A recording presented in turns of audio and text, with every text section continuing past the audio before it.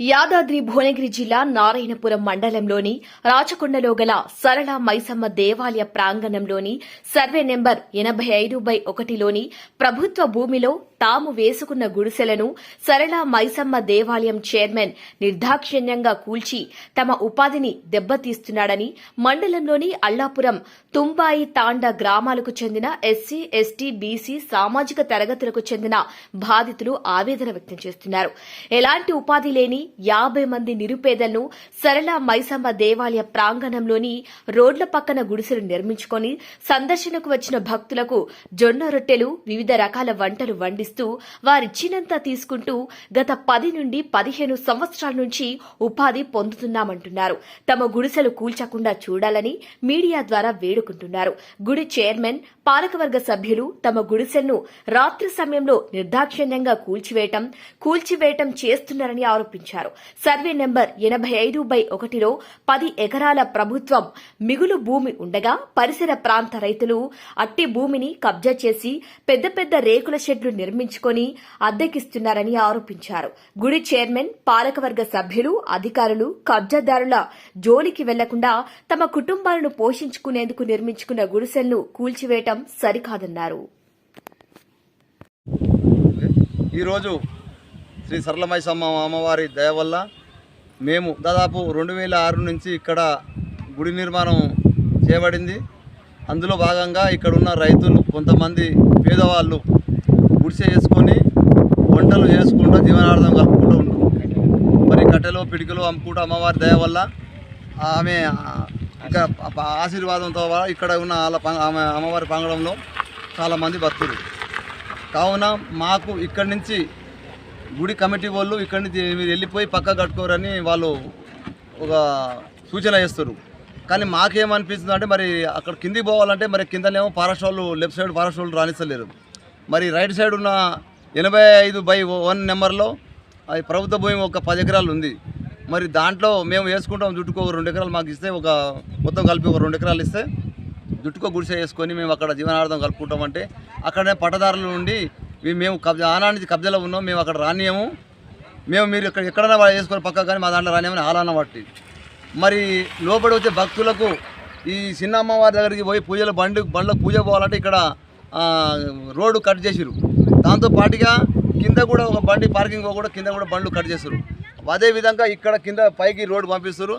వాళ్ళు పైన పార్కింగ్ అంటారు, పైన పార్కింగ్ పోతలేరు, అన్ని బండ్లన్నీ రోడ్డు పట్ల జమ అవుతున్నాయి. మరి ఇవన్నీ ఇక్కడ అమ్మవారు నిలిచినప్పుడు ఎక్కడికక్కడ భక్తులు వస్తారు.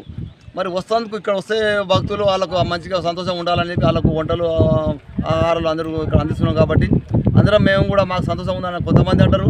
కొంతమంది ఉండి మరి ఏంటంటే ఇక్కడ ఉన్న కమిటీ వాళ్ళు మరి మీరు ఆడ వసూలు చేస్తారు, ఈడ వసూలు చేస్తారు, ఇవన్నీ వసూలు చేసే అవసరమా, వీళ్ళు టోల్గేట్ అవసరమా, మరి ఇవన్నీ ఇక్కడ ఏమాత్రం డెవలప్ లేదు, ఎందుకు టోల్గేట్ అవసరం చేసి మీరు ఇక్కడ ఈ గుడి పైలు ఎక్కడ పోతుంది కొంతమంది అడుగుతున్నారు.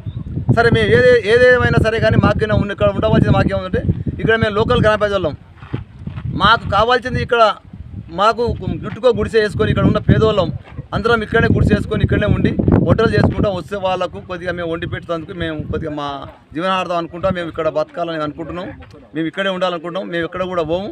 మరి పక్కపడ ఉన్న 10 ఎకరాలు కూడా మిగులు ల్యాండ్ తీసి అండ్లకెళ్ళి మరి కలెక్టరే కానీ మరి ఇక్కడ లోకల్ ఎమ్మెల్యే కానీ వాళ్ళు కొంత స్వర్మతో ల్యాండ్ తీసి మాకు ఒప్పచెప్పి మాకు జుట్టుకు ఒక 100 గజాలు 50 గజాలకు మాకు ఇస్తే మేము ఇక్కడే స్థిరపడి ఉంటాం. ఎవరు ఊడబెక్కినా ఏవైనా మాకు అప్పుడు మాకు పూర్తి హక్కు ఉంటుంది. కాబట్టి మేము ఇక్కడే మాట్లాడలేక ఉంటాం. కానీ ఇక కొంతమంది తొత్తులు అయ్యి పక్కపడ నెంబర్లు ఉన్నాయి, మా ఇక్కడ భూములు ఉన్నాయని చెప్పి వాళ్ళు కాపోలకు సపోర్ట్ ఇచ్చుకుంటా మాకు కొంత లూజ్ కలెక్షన్ అవుతుంది. కాబట్టి కావున ఇక్కడ పక్కపడ భూములు ఎవరికి మాత్రం ఒక్క పిలాట్ ఇవ్వకుండా ఒకటి ఎవరు కూడా గుడిసె ఉండకుండా ఏ మాత్రం లేని పేదవాళ్ళ వరకు ఇక్కడ జుట్టుకో గుడిసె ఇచ్చి జుట్టుకోగా ఇక్కడ మనకు ఆధారం కల్పించాలని మేము కోరుకుంటూ మరి సాయం చేయాలని మంచినీళ్ళే కానీ కరెంటే కానీ ఇక్కడ ఉన్న కొంతమంది మనకు చాలా ఇబ్బంది పెడుతుంది. కాబట్టి అవన్నీ ఇబ్బందులు లేకుండా అన్ని రకాల మనకు మేము కూడా సహకరిస్తున్నప్పుడు మాకు కూడా సహకరిస్తే బాగుంటుందని మేము కోరుకుంటున్నాం. గుడిసెలు కులగొట్టుడే కాకుండా గతంలో సంవత్సరం కింద కూడా ఒకసారి తలగబెట్టారు. మరి ఎవరు తలగబెట్టారు అంటే దాని ప్రూఫ్ చూస్తే ఏడా కూడా ఇంత ప్రూఫ్ దొరకలే. మరి ఏడాగానే వచ్చారు ఏం లేదు అని ప్రూఫ్ అని అన్నారు.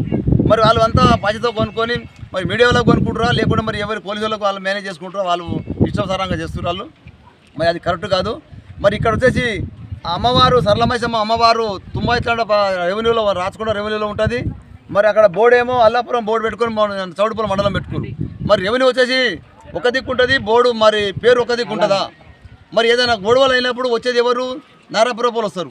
మరి రెవెన్యూ వచ్చే పరిధిలో వస్తారు, వాళ్ళు నారాపురం పోలు వస్తారు. మరి వీళ్ళు ఇక్కడ పెట్టుకుర్రు, మరి వీళ్ళ సొంతం సార్థంగా పెట్టుకుంటారు. అది ఎందుకో అర్థమైతే లేదు. సరే మీరు చేస్తున్నారు, బాగానే ఉంది, కానీ మరి పేరు అయితే ఎవరి పేరు వాళ్ళ పేరు ఉండాలిగా. ఎవరు పుట్టారంటే అంగట్లో పుట్టి అన్నట్టుగా పేరు పెట్టుకుంటూ వాళ్ళు నడిపిస్తారు. మరి చాలా దౌర్జన్యం చేస్తారు. మరి అది కరెక్ట్ కాదు. మరి ఇట్లా వచ్చే భక్తులు ఎట్లా వస్తారు, ఎట్లా పోతారు గుడికాడికి? అమ్మవారికి వచ్చేదాని దూరంకి వెళ్ళి అమ్మవారి చూద్దామని వస్తారు. మరి అమ్మవారి ఆశీర్వాదాలు ఉండాలని అనుకుంటారు. మరి ఆ పూజలకు వచ్చిన భక్తులు ఏ వరకు వచ్చిన ఇబ్బంది అవుతుంది. ఆ బండ్లు కానీ ఎక్కడక్కడనే ఆగిపోతున్నాయి. మరి ఆ కరెక్ట్ పార్కింగ్ పోతలేవు. మరి ఇక్కడ కూడా పార్కింగ్ లేదు. మరి అన్నీ కరెక్ట్ చేస్తారేమో అని చెప్పి మనం ఎవరు కూడా దీని మీద చైర్మన్ కూడా కొద్దిగా చొరవ తీసుకొని మాకు అందరికీ